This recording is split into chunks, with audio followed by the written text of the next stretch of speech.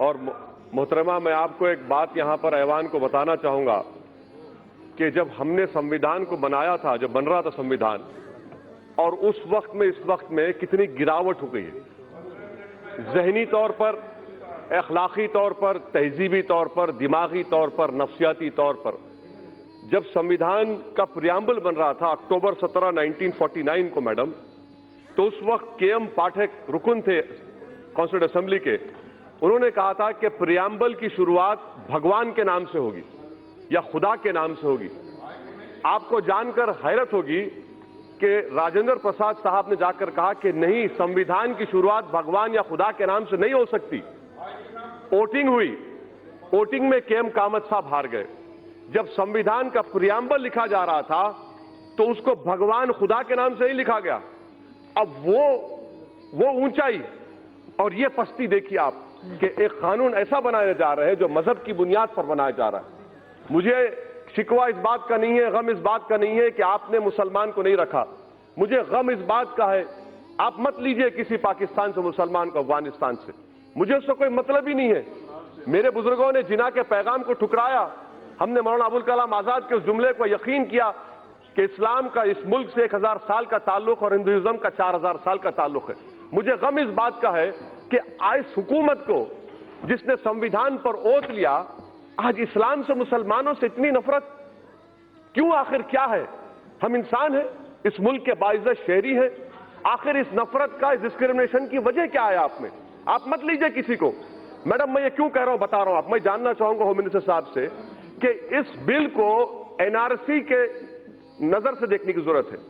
जो आसाम में एनआरसी हुआ मैडम, वहां पर 19 लाख लोगों के नाम नहीं आए, जिसमें से खुद वहां के मंत्री कहते हैं कि 5,40,000 बंगाली हिंदू है। मैं होम मिनिस्टर जानना चाह रहा हूं कि सेक्शन 5 के तहत, ये जो सेक्शन है ना मैडम, सेक्शन 6A के तहत जितने बंगाली हिंदू हैं उन पर जो मुकदमा चलेगा वो अबेट हो जाएगा। और किस पर मुकदमा चलेगा? फॉरेन सिविल से मुसलमानों पर। बताइए होम मिनिस्टर साहब, ये डिस्क्रिमिनेशन नहीं है? आर्टिकल 14 फेल का होता है, जहां पर मजहब आ जाता है, रीजनेबल क्लास वहां पर फेल हो जाता है। आप एनआरसी आसाम के 5,40,000 बंगाली हिंदुओं के लिए आप यह कानून बना रहे हैं। और जब एनआरसी हो जाएगा, अगर अमित शाह साहब का नाम नहीं आएगा और उन्हीं के पार्टी के किसी एक मुसलमान का नाम नहीं आएगा, तो सीएबी के जरिए अमित शाह का नाम आ जाएगा, मुसलमान का नाम नहीं आएगा। यह इनकी साजिश है कि स्टेटलेस बनाना मुसलमानों को।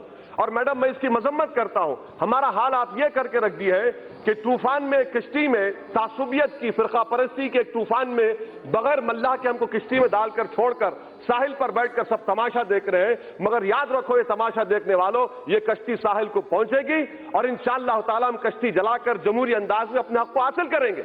ये ऐवान को समझने की जरूरत है। तीसरी बात मैडम, जो मैं आपके सामने रखना चाहूंगा कि PoK, sir, PoK, home minister साहब, अब यह क्यों भूल जाते हैं कि 1/3 एरिया हिंदुस्तान का चीन में है? आप डर रहे हैं क्योंकि कल अगर दलाई लामा मर जाएंगे, नया दलाई लामा आएगा, तो आप उसके लिए रोक रहे हैं। क्या तिब्बत के लोगों में मुसलमान नहीं है? क्यों नहीं देते आप दलाई लामा? आप इंतजार कर रहे हैं। मैडम, यही तो हम पूछ रहे हैं, चीन के बारे में क्यों नहीं रखते आप? क्यों डर रहे चीन से आप? 1/3 एरिया चीन, भारत का चीन में है। और खुद होम मिनिस्टर ने कहा था एक्साइज चीन पर नहीं छोड़ेंगे, आज आप छोड़ दिए। इतना क्यों डरते चीन से आप? चौथी बात मैडम, क्या हमारे होम मिनिस्टर साहब जानते हैं टाइगर सिद्दीकी कौन था? टाइगर सिद्दीकी वो शख्स था जिसको हिंदुस्तान में हमने पनाह दी, मुक्ति वाहिनी बनाई और बांग्लादेश बना। अगर ये लोग सरकार में होते तो टाइगर सिद्दीकी कभी नहीं बनाता मुक्ति वाहिनी को। और भाई, पांचवी बात मैडम, अफगानिस्तान की बात कर रहे हैं। यकीनन आप जानते हैं तालिबान आएगा। जब तालिबान आएगा तो आपको जरूरत है हजारा की, ताजिक की, आपको जरूरत है भारत में, ताकि हम स्ट्रेटेजिक कंट्रोल कर सके। मगर आपके कानून की वजह से आप उन तमाम ताजिक को, उज्बेक को, तालिबान जब हुकूमत करेगा अफगानिस्तान में, आपका तो काट चला गया। ये आपकी सोच है, ये आपका विजन है। मुझे उम्मीद नहीं थी कि इतना बड़ा ब्लंडर स्ट्रेटेजिक सिक्योरिटी के एंगल से आप लोग करेंगे।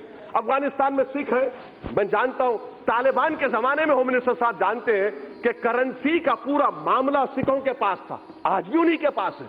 और क्या गारंटी ले रहे होम मिनिस्टर साहब कि पाकिस्तान को ना हिंदुस्तान के हिंदुओं से मतलब है, ना पाकिस्तान से मतलब है। वो घुसाएगा यहां पर, आप कैसे रोकेंगे? और क्या आप बताएंगे मैडम कि कितने लोग हैं जिनको आप सिटीजनशिप देने जा रहे हैं? नंबर बताइए, स्टेट वाइज बताइए।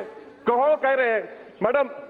और एक बात, ये कानून जो बनाया जा रहा है इसलिए बनाया जा रहा है कि दोबारा पार्टीशन हो।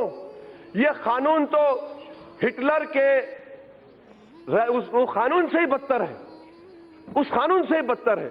कहां लाकर छोड़ दिए भारत को आप? अगर आपने संविधान पर किया था, हम मुसलमानों का गुनाह क्या है कि मुसलमान है?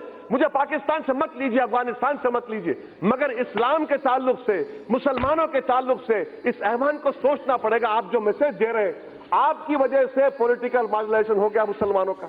आप तो उनको दबा रहे हैं, उनके सीने पर पैर रखकर आप कह रहे हैं कि अब तू इस मुल्क का बाइज़्ज़त शहरी नहीं बल्कि तो स्टेटलेस बनाया जाएगा। इसीलिए मैं कह रहा हूं मैडम कि ये एक पार्टीशन होने जा रहा है। मैडम, मैं आपको कहना चाह रहा हूं, अंग्रेजी में कहावत है कि those who do not learn from history are condemned to be repeated.